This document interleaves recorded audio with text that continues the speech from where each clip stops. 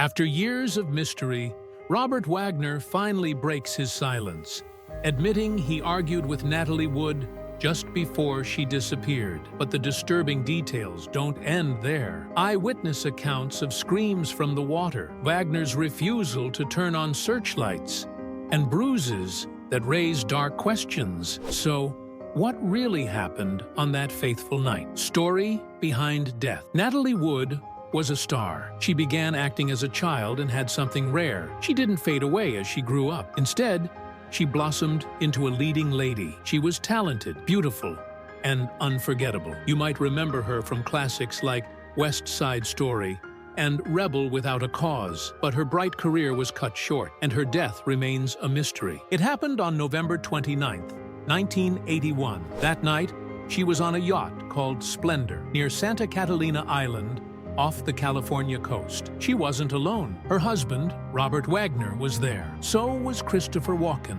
her co-star from the movie Brainstorm, and Dennis Davern, the yacht's captain. The next morning, tragedy struck. Natalie's body was found floating in the water. She was dressed in a nightgown, socks, and a jacket. What led to this? No one knows for sure. There have been investigations, speculations, and plenty of rumors. Yet, the real story of that night remains hidden, tangled in conflicting accounts, and a lack of clear evidence. One detail that always seemed odd was Walken's presence. He was invited for a weekend trip, but his wife, Georgianne, wasn't there. Why? No one ever really explained, and it raised a lot of questions. According to Wagner, when he went to bed that night, Natalie was missing. What happened after that? The truth remains a mystery. Wagner's account suggested he thought Natalie might have taken the small inflatable boat out on her own that night. Apparently, she had done this before, so when he didn't see her, he wasn't immediately alarmed.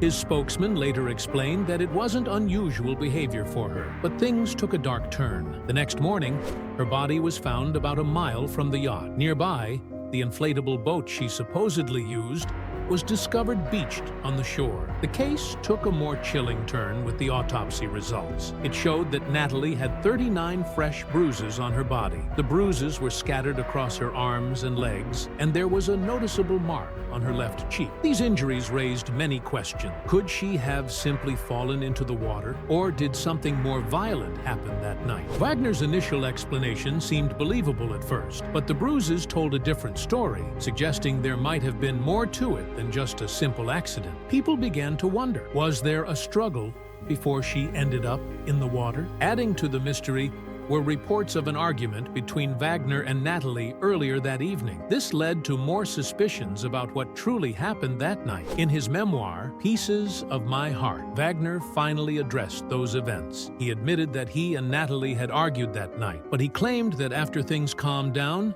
he went to bed, thinking it was over. He still maintained that he believed she had taken the inflatable boat out by herself, just as she had done before. But the autopsy results complicated the story. Natalie Wood's blood alcohol level was 0.14%, which is quite high. Along with the alcohol, traces of two medications were found in her system, one for motion sickness and the other a painkiller. Mixed with alcohol, these drugs could have made her more disoriented and unsteady that night. This combination raised serious questions. How capable would she have been of handling the small boat? Could she have protected herself if she had fallen into the water? The situation grew even more suspicious when two witnesses on a nearby boat came forward. They said they heard a woman screaming for help during the night. No one acted on these cries, but their statements added a chilling detail. If Natalie was in distress, why didn't anyone from the Splendor hear or respond to her? Despite all this, the initial investigation didn't raise alarms. Los Angeles County Coroner Thomas Noguchi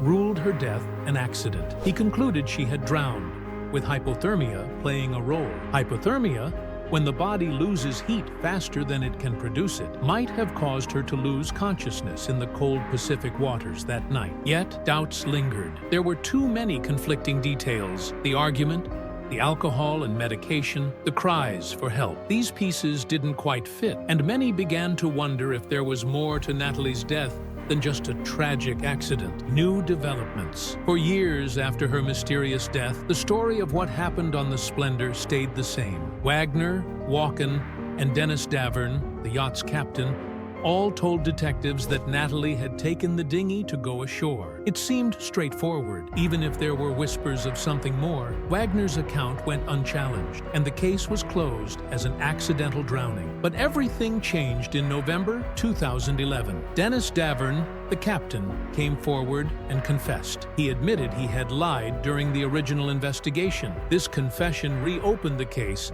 and breathed new life into a decades-old mystery. In a surprising twist, Dennis Davern revealed there was much more tension on the yacht that night than anyone had admitted. According to him, Natalie Wood and Robert Wagner got into a heated argument. The reason? Davern claimed that Natalie had been flirting with Christopher Walken, her co-star from Brainstorm, Sati. This alleged flirting set off a wave of jealousy and anger in Wagner. Davern said Wagner was furious, and things quickly escalated. After Natalie went missing, Davern claimed Wagner stopped him from turning on the yacht's searchlights or calling for help. To Davern, this wasn't just a random decision, it felt deliberate. In fact, he went as far as to accuse Wagner of being responsible for Natalie's death. He believed Wagner had taken steps to keep the investigation quiet, ensuring that the truth about what happened stayed hidden for as long as possible. These new claims changed everything. The case, once closed as an accidental drowning,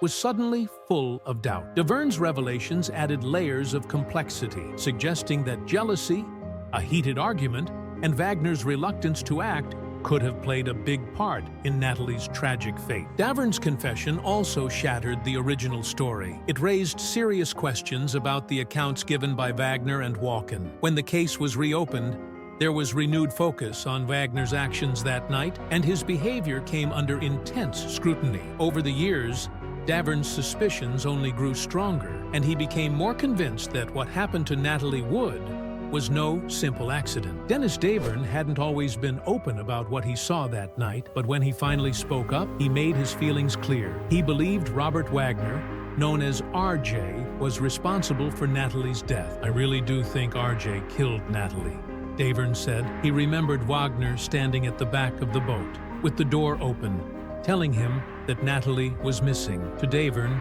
it was obvious. Wagner had been the last person with her before she disappeared. The way Wagner was positioned on the boat, combined with Natalie's sudden disappearance, led Davern to a disturbing conclusion. Something had gone terribly wrong, and Wagner was at the center of it. The next morning, when Davern went to identify Natalie's body, he was shaken. She was covered in bruises, which suggested she had been beaten before her death. For Davern, those bruises were a clear sign. Natalie's death wasn't an accident. It was the result of a confrontation, one that had likely turned violent. Christopher Walken, who had also been on the yacht that night, spoke about the tension too. There was a lot of fighting, yelling, and things being thrown around, he recalled, describing the heated atmosphere. Walken and Wagner had clashed after a dinner where there was heavy drinking. The argument was about Natalie's career. Walken, who was a rising star at the time, was defending her right to keep acting. Wagner, feeling insecure, seemed threatened by her success. The argument boiled over when Wagner, in a fit of anger, smashed a wine bottle. This act showed just how intense things had become. Alcohol, jealousy, and old resentments mixed together, creating a dangerous atmosphere on the boat. The tension between Wagner and Walken was clear, and Natalie was caught right in the middle of it. In 2012, the case of Natalie Wood's mysterious death took a new turn, bringing all these unsettling details back into the spotlight. Los Angeles County Chief Coroner Lakshmanan Satyavagiswaran decided it was time to take a closer look at the evidence surrounding Natalie Wood's death. Originally, her cause of death was listed as accidental drowning, but after a review, Satyavagiswaran made a significant change. He amended the cause to drowning and other undetermined factors. This adjustment was more than just words. It reflected that there were too many unanswered questions about what really happened that night. The simple explanation of an accidental drowning no longer seemed to fit. One key part of the amendment acknowledged that it was unclear how Natalie ended up in the water. There were too many gaps. What was she doing when she fell in? How did she get those bruises? There were no straightforward answers, and the new death certificate was a formal way of saying that not everything added up. The following year, On January 14, 2013, the Los Angeles County Coroner's Office released a 10-page addendum to Wood's original autopsy report. This new document suggested that some of the bruises on her body might have been there before she went into the water. The possibility that she could have been injured before drowning raised even more questions. If the bruises weren't from falling or struggling in the ocean, then how did they happen? Could they be signs of an altercation before she ended up overboard? These were disturbing possibilities that investigators could no longer ignore. Then, on February 1st, 2018, there was a major breakthrough. The Los Angeles County Sheriff's Department officially named Robert Wagner, her husband, as a person of interest in the case. This announcement marked a shift in how authorities viewed Wagner's involvement, raising suspicions that had lingered for years. Until then, Wagner had always maintained his innocence. He denied any role in Natalie's death, insisting he had nothing to do with it. But now, authorities seemed to believe there were still unanswered questions about his role, questions that couldn't be brushed aside anymore. Robert Wagner has always denied any wrongdoing. Over the years, he stood by his story, insisting that Natalie Wood's death was a tragic accident. Even when he was named a person of interest, it wasn't enough to provide the answers people were looking for. The case remained full of uncertainty. By May 27, 2022, Lieutenant Hugo Reiniga, who was one of the officials on the case, had to make a difficult announcement. He revealed that despite years of investigation, there were no new breakthroughs. Every lead had been followed, but nothing new had come to light. The mystery was still unsolved. Reinaga's statement meant that while the investigation was technically still open, there was nowhere left to go. Without new evidence, the authorities couldn't bring the case to a definitive conclusion. They couldn't rule out foul play, nor could they hold anyone accountable. The lingering questions about Wagner's involvement, what really happened on that boat, and how Natalie ended up in the water remained frustratingly unanswered. For many, this felt like a disappointing end. Natalie Wood's death had gripped the public for decades, partly because there was always a sense that more was hidden beneath the surface. Her tragic end was shrouded in inconsistencies, the bruises on her body, the intense emotions between those on the yacht, and the conflicting stories. The decision to label Wagner a person of interest suggested that investigators suspected something more than just an accident, but without solid evidence, they couldn't say for sure. Robert Wagner breaks his silence. Recently, Robert R.J. Wagner, after years of mostly staying silent, has finally spoken out through a spokesperson. He addressed the claims that he was responsible for the death of his wife, actress Natalie Wood. These allegations have resurfaced again and again, especially with new eyewitnesses coming forward with potentially damaging statements in what many see as a cold case. Wagner's spokesperson didn't hold back. Expressing Wagner's frustration and anger, he said, "They are despicable human beings." During an interview with Fox News, the spokesperson's words were strong, describing those accusing Wagner as people capitalizing on the accidental death of a beloved member of the Wagner family. Clearly, Wagner felt deeply hurt by these claims, especially given the decades of public and media scrutiny surrounding Natalie Wood's tragic death. According to the spokesperson, the accusations weren't just false, they were morally wrong. In his view, those making these claims were exploiting a painful tragedy for their own gain. They should be ashamed of themselves, the representative added, making it clear that Wagner and his team saw the accusations as deeply damaging and hurtful. This marked the first time Wagner had publicly addressed these accusations since 2018, when police officially named him as a person of interest in Wood's death. For Wagner, breaking his silence after so many years likely stemmed from growing frustration. He has been implicated in his wife's death for decades, and it continues to haunt him even now. Despite everything, Wagner's stance hasn't changed. He remains firm, insisting he had nothing to do with Natalie's death, which he still describes as a tragic accident. The accusations have been painful, not just for him, but for the entire Wagner family. The spokesperson's statement reflects the deep emotional toll these claims have taken on Wagner over the years. For Robert Wagner, the accusations are more than just an attack on his reputation. They're a painful reminder of losing his wife, someone he cherished deeply. Even after all these years, The emotional toll of these claims weighs heavily on him. From Wagner's perspective, the allegations are unfounded and driven by those looking to exploit a personal tragedy for their own reason. Whether this investigation will bring new evidence or closure is still unknown, but Wagner has decided to defend himself and his family against what he sees as deeply unfair accusations. Sexual assault allegation. In 2021,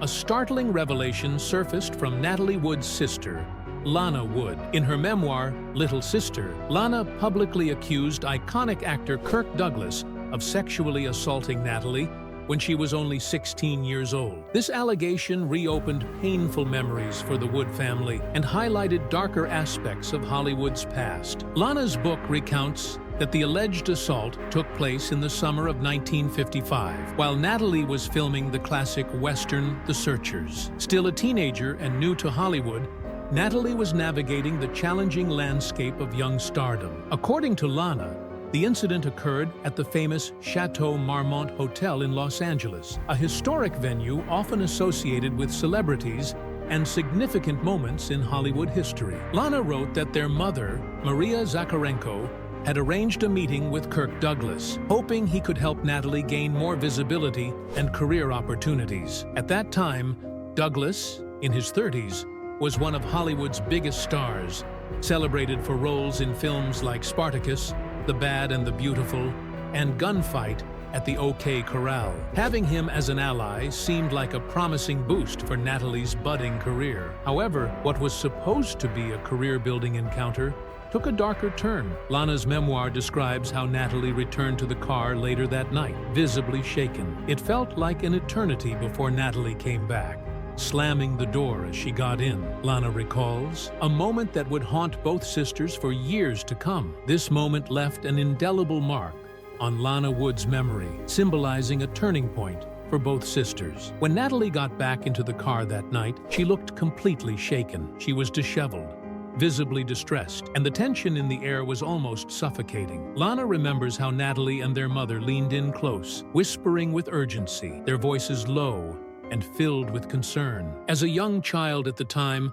Lana couldn't grasp the details, but she sensed that something terrible had happened to her sister. She recalls thinking, whatever it was, I was apparently too young to be told about it. That feeling of being left out of a painful family moment resonates with anyone who's ever sensed something being kept from them for their own protection. Years passed before Natalie finally opened up, sharing the truth with Lana in a rare moment of vulnerability. "He hurt me, Lana," she confessed, words that carried a heavy and lasting pain. This revelation shifted Lana's entire understanding of her sister's life, giving her insight into struggles she hadn't fully realized before. Knowing that Natalie had experienced something so traumatic and that it had been hidden for so long transformed Lana's view of the past. It deepened her empathy for her sister and strengthened her resolve to bring these buried truths to light. Lana's dedication to keeping Natalie's memory alive and her efforts to uncover the full story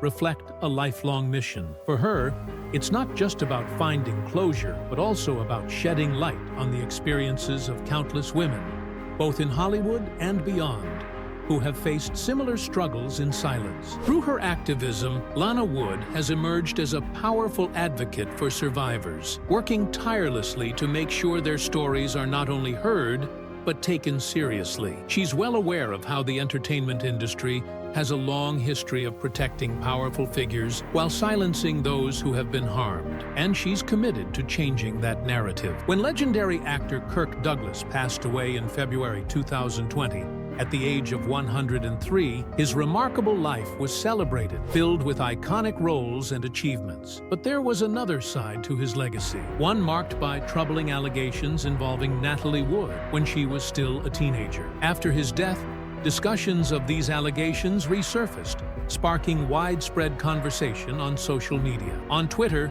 both Douglas and Natalie's names trended together, bringing renewed focus to her story and raising important discussions about abuse and power in Hollywood, affairs and pressures in Hollywood. Natalie Wood was an icon.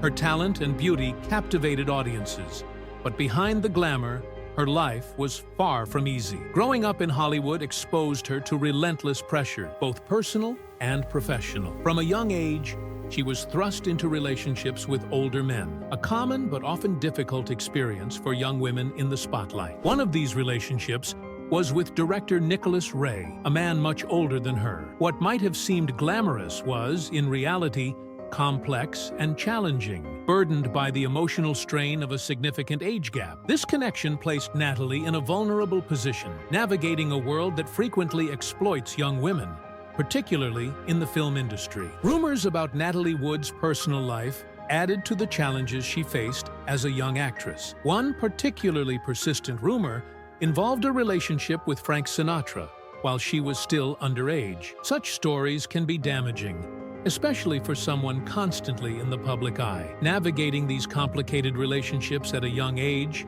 left a mark on Natalie's early career and personal life, often in ways that were far from healthy. These experiences made her feel exposed and highlighted the darker realities of fame and the entertainment industry. Natalie was also up against the manipulative power of Hollywood studios, which prioritized profits over the well-being of their actors. Studios placed immense pressure on her to uphold a certain image, fit industry expectations, and perform flawlessly. This demanding environment was incredibly isolating. Actors like Natalie were often treated as products, expected to deliver box office success while sacrificing their personal happiness. The intense scrutiny and constant push to appear perfect took a toll on her, creating insecurity and anxiety, feelings that many actors experience but rarely talk about openly. Hollywood's reality wasn't just fame and glamour, it was also filled with manipulation,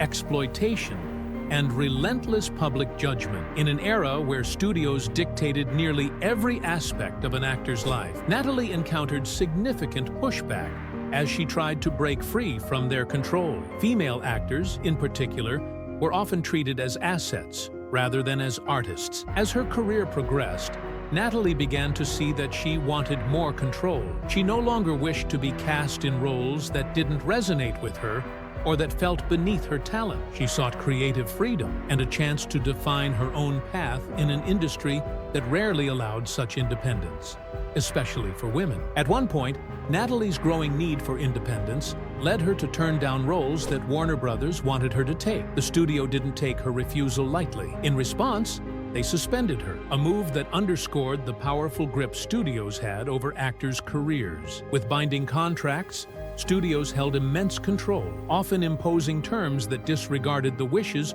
or best interests of their stars. This suspension wasn't just a professional hurdle for Natalie, it highlighted a much larger struggle faced by many actors, especially women. During Hollywood's golden age, studios controlled nearly every aspect of their stars' lives, deciding which films they'd work on, how they'd promote those films, and even managing parts of their personal lives. For actors, this level of control could stifle creativity, boxing them into roles that didn't match their aspirations. For Natalie, this suspension marked a crucial moment. It fueled her determination to gain control over her career. She wanted to be more than a pretty face or a blockbuster star. Her ambition was to be a respected actress, someone who could select roles that reflected her own artistic vision, rather than simply what the studio demanded. This pursuit of creative freedom was bold, especially for that era, but it wasn't without risks. Women like Natalie faced unique challenges,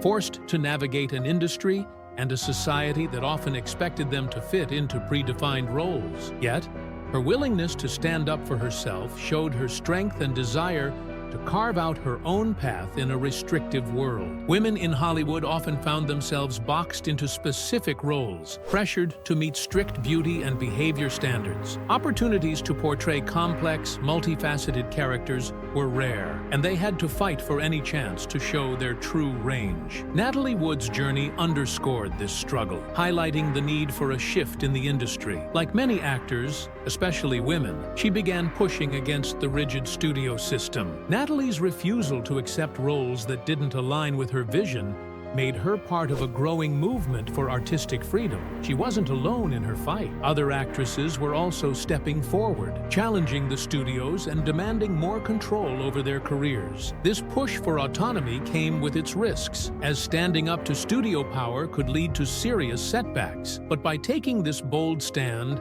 Natalie helped carve a path for future generations of actresses. Her determination became a beacon for others, proving it was possible to challenge the system and still succeed. Despite the obstacles, Natalie Wood's talent continued to shine. Her unforgettable performances in classics like West Side Story and Rebel Without a Cause showcased her ability to bring characters to life with depth and authenticity. Yet, the challenges she faced behind the scenes sometimes overshadowed her accomplishments. As she navigated her career's highs and lows, it became clear that she was more than a Hollywood star. She was a woman navigating a complex and often unforgiving industry. Natalie's story mirrors the experiences of many women in Hollywood, both past and present. The industry has long put young actresses in vulnerable positions, and her life serves as a powerful reminder of that harsh reality. Despite her resilience and talent, Natalie Wood's life ended